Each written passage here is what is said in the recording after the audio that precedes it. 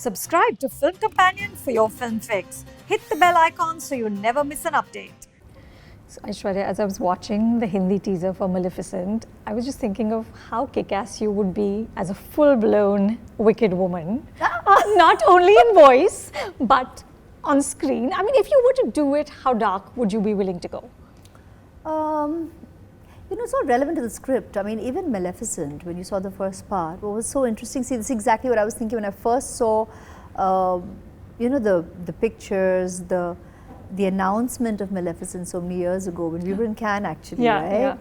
And you're like thinking, wow, Angelina took this part on and she's doing it and she's a mother, and it's so interesting to tell the story of the anti-hero of the subject.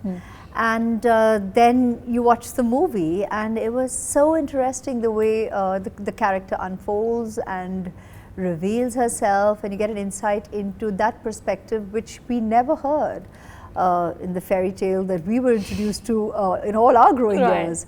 So I thought it was quite wonderful for Disney to share this perspective with readers of the fairy tale, with who were their audience.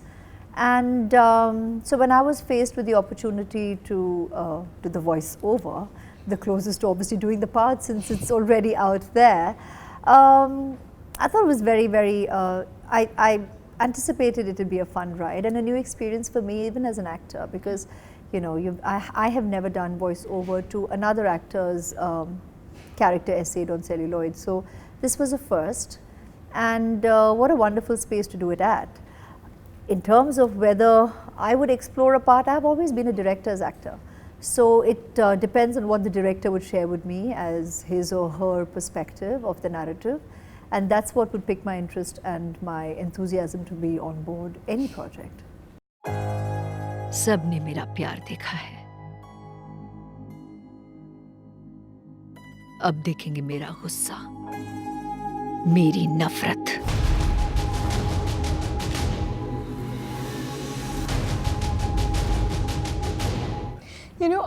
Many years ago, around the time of RGV Ki Aag, I had done an interview with Mr. Bachchan. And he had said to me that the great thing about being bad is that it's actually sort of cathartic, because all the sort of wickedness you might have inside, which you don't, you're a nice person and you don't say it, but it all comes out when you get to play a character like this. I know what you've done here is very different, but was there a sense of that, like you bring out some things that you normally never would? Not in this space, because it's different. I think here I was clearly doing the voiceover for another actor's job, and my challenge here was to aid the professionals who wanted to bring this piece of work to an audience that would be able to relate to this narrative and this subject. So the job was completely different as a professional. It's not, so this question and the answer befitting it would be if an actor got to essay a character in that space. But here, this wasn't my flight of creativity as an actor. It was my ability to try and do justice to this actor's work, and at the same time the writers behind this narrative now who are taking the trouble to translate it to Hindi, to work with the performance already done, and yet make it relatable to the Hindi viewing audience. So it's a very, very different space that you're actually working with and dealing with. But and how do you that do was it? Interesting for me. How do you actually sort of justify another actor's performance? And were there any? So probably even for me, these were all the questions even in my head the first day I went in, because I was like, okay, so how does one do this? Because I've never done this before. Yeah. So I was asking myself that. I was like, all right, let me. But once you're in there, the actor and you is just there at work. While you're thinking all these questions, you're just there like it's you doing it. And the way, luckily, I guess we as actors have been familiar with the dubbing experience. And I say this because there's so many movies today in sync sound. Yeah. The dubbing is probably selective. They just do probably pickups or probably some scenes.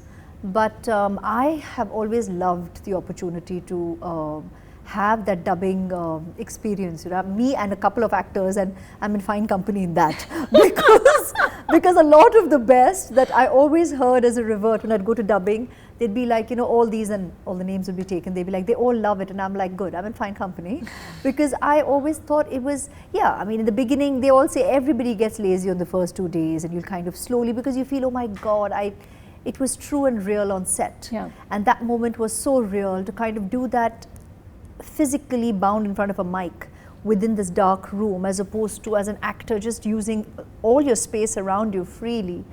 You kind of wonder about it, but dubbing is such a fantastic opportunity to do so much with a performance, and I lose myself in it. I've always loved it. It is a performance, right? It's wonderful. So to actually, so this was, while I thought, oh my God, this is going to be so different because it's to another actor's work. Like I said, once I'm in there, my attitude was just the same as I would my own. And interestingly though, this was a first for me to do it to an English movie.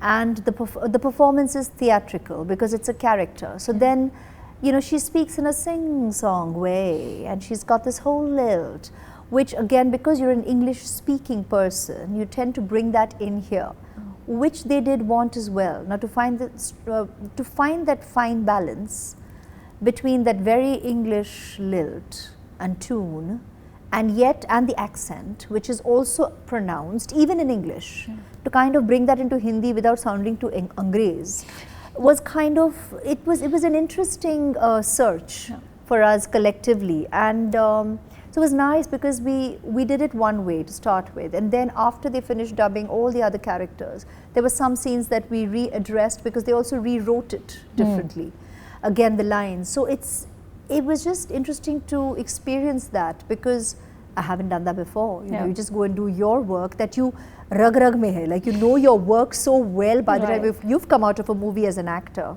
to suddenly then view this differently. And yet when you're in there, you don't know to commit yourself any differently. You're there completely. You have to be there. Because you're there. It's just, I mean, I think as an actor, you just do that. And you believe that is you, and that's what you do, you know, and you give to it. So that was interesting for me, because now when I come away, I still feel I've done that entire experience, and I'm like, yeah, but that's not me. I've just done the voiceover, that is not me. But that, it's kind of, you know, you already believe you're already there. Yeah. परियों की कहानी से परे ये है Maleficent की कहानी. You know, like Angelina Jolie, Aishwarya, you're a old school movie star. You know, like a full-blown movie star. It's fun. Even the first day I went on set, people said that you belong to another world. You're old school. I'm like, okay, lovely. No, but movie star in that sense of the word, right? Which is larger than life, which is massive. But tell me, what is the challenge of this in today's world, where, you know, influencers on social media are stars. The nature of fame has changed. How does it feel to you? Well, how do I put it? I didn't come in here wanting to feel what fame felt like.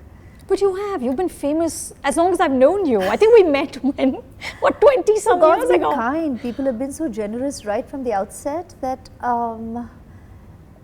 to me, that didn't mean anything else but an immense sense of belonging. And people always made me feel like part of them, their lives, you know. So apart from whatever else might be going on out there, that's the feeling I've held on to, and that's what I've experienced. That's what touched me. That's what I have felt. So that has been part and parcel or synonymous with being famous. That's my definition of it, because that's my experience of it. That's what I've come away with. So that's something I've been very moved by. I have felt very blessed to have experienced, and the generosity of it. I mean, really, because for people to unabashedly share how they feel, to make you feel like you belong to this one huge extended family all over the world, through all my experiences of my life, through all my professional and personal milestones, and otherwise, very, very intimately personal experiences as well. That's what I have experienced and consistently so till this minute. So I have always looked upon that as a huge blessing, respect it, cherish it, and my soul, give it that very divine place. So it does not break down to how probably a large part of the world also views it today, in terms of, it's not numbers, it's not likes, it's not followers, it's not all of that. Probably that's why I've been this proverbial tortoise in this space of social media. I respect it, I love it, I recognize the power of it and all of that. But that's not the barometer, that's not the gauge, that's not telling, because that's, to me, that black hole is that whirlpool that you can get so sucked into. If that's the way you view it, then it's kind of viewing it very myopically, and that's not never been my view or my sentiments about it. You know, last time we met in Cannes, you confirmed that you're doing Mani Ratnam's next film. Yeah. Is there anything more you can tell us? About the movie? Yes. How she's asked anything more, because you know I am not going to. You've known me for so long. I tried. It was a good try. Very, very polite and very sweetly Anu way of just sliding it in. कुछ भी नहीं. अरे क्या कहूँ मैं कैसे कहूँ? I think I've always said, yeah, you're married to Vinod, man. You know how it rolls. So you have to just let the magic of cinema unfold, and I think they've kind of shared quite a bit already, and that's plenty. But yeah, I think I'm just really looking forward to the experience. One, for just the sheer pleasure of working with Mani. Yeah. As again, I'm working selectively. I'm choosing to just enjoy my experiences when I go to work, when I go to set. I mean, you've heard this, so many people say this in so many interviews, and that's what I'm really, it's ringing so real and so true to me. I really want to enjoy working. I want to enjoy what I'm creatively doing, and to collaborate with someone of that talent, and with such an incredible team of talent. I mean, you're going to be working with such great professionals, such bodies of experience, all around in all their various fields. So that's something I'm looking forward to. And wonderfully so, Mani yet again is giving me an interesting character to essay, layered. To get to do that is going to be, that's why I said it's like back to school, because you're inspired, you're challenged, there's something that's going to excite you, that you feel you have to work to put out there, and that's nice. It's a great way to go to work, rather than then feel been there, done that. Yeah, just like, let's just get up and go. You kind of want to really like what you're doing, and that's something I'm really looking forward to. And plenty has been shared already. So yeah, interesting. It's a wonderful character to get to play as well. So a couple of good things coming together. So yay. Okay, last question. What is the unique joy of being in this space where you have nothing left to prove and nothing left to lose? Is that a rhetoric? No, I don't know how much I need to answer. It's You just, said it. What's it like?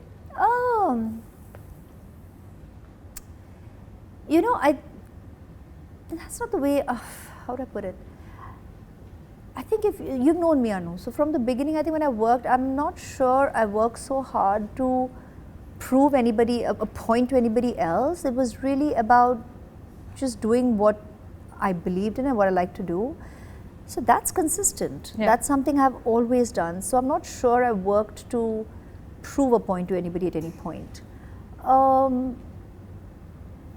So I don't know if today that is more than being my perspective, whether that's the way I'm being viewed. Sure. It could well be that, because my attitude to work is, I've been a bit of I kind of look upon myself as the working ant.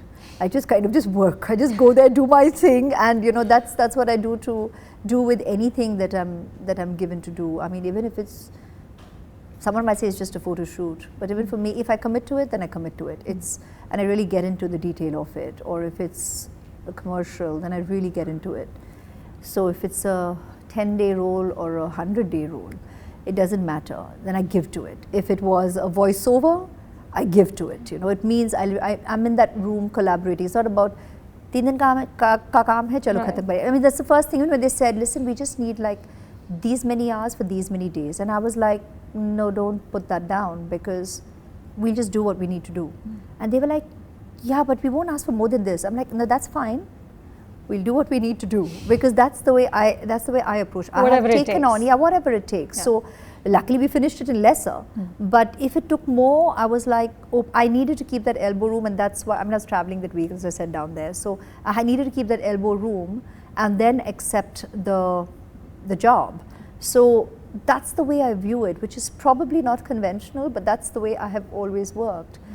And day one till now, I don't know any different. How wonderful. Thank you. My pleasure. And someday do this wicked thing. Think about it. Post money, sir. Wait and watch. If you like this video, subscribe to Film Companion.